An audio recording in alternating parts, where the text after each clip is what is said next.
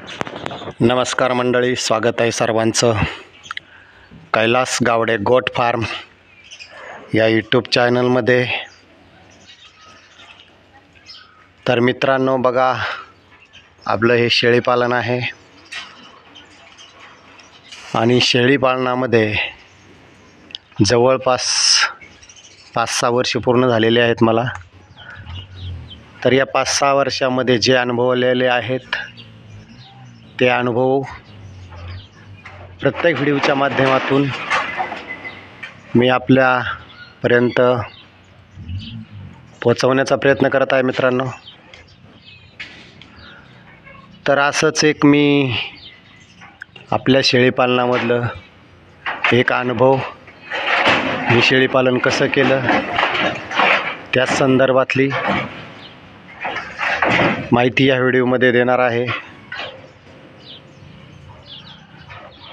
Video कुठे skip न करता मित्रांनो शेवट बघा. आवडल्यास आपल्या मित्रमंडळींना शेअर करा, लाईक करा आणि कमेंट पण करा. तर मित्रांनो बघा, सुरुवातीला आपण 9,500 शेळ्या घेतल्या होत्या आणि त्या फक्त 10 शेळ्या घेतलेल्या आहेत मित्रांनो.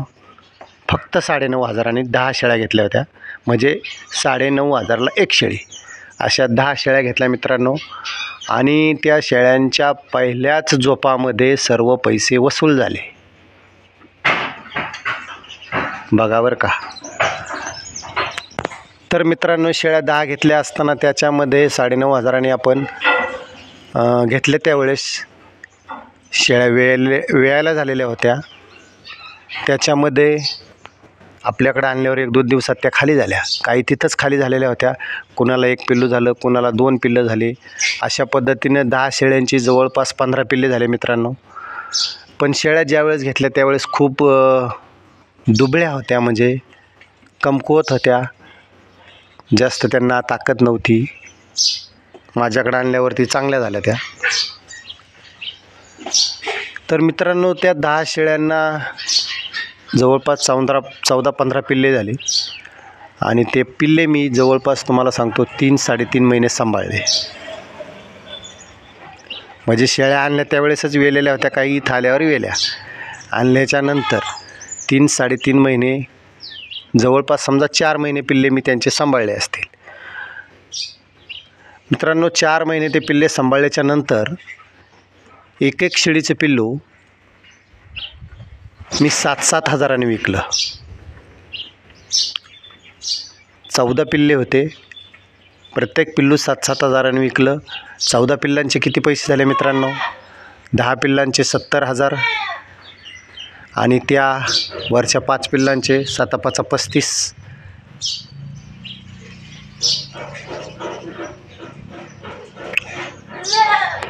ते 35,000 आणि हे 70,000, म्हणजे जवळपास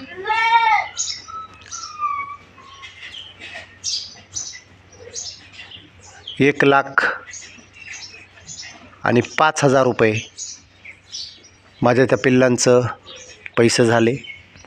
आणि 10 शेळ्यांचे 9,500 आपले 95,000 रुपये गेले होते मित्रांनो. आणि आपले पैसे झाले किती? 1,05,000.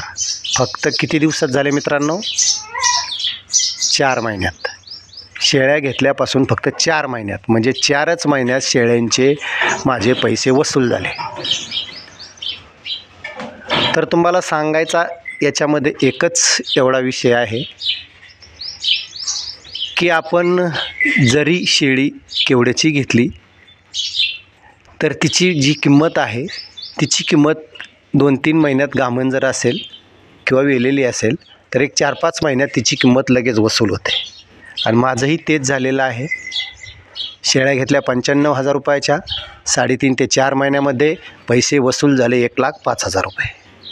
म्हणजे मी शेळ्या घेतल्या 9,500 आणि त्याच वेतामध्ये लगेच त्यांचे पैसे वसूल झाले. तर मित्रांनो अशा पद्धतीने जर तुम्ही शेळीपालन जर केलं तर 100% तुमचा शेळीपालनाचा व्यवसाय सक्सेसफुल होणार आहे. तर मित्रांनो आता मी तुम्हाला दाखवत आहे, आपण ज्या त्या 10 शेळ्या घेतल्या होत्या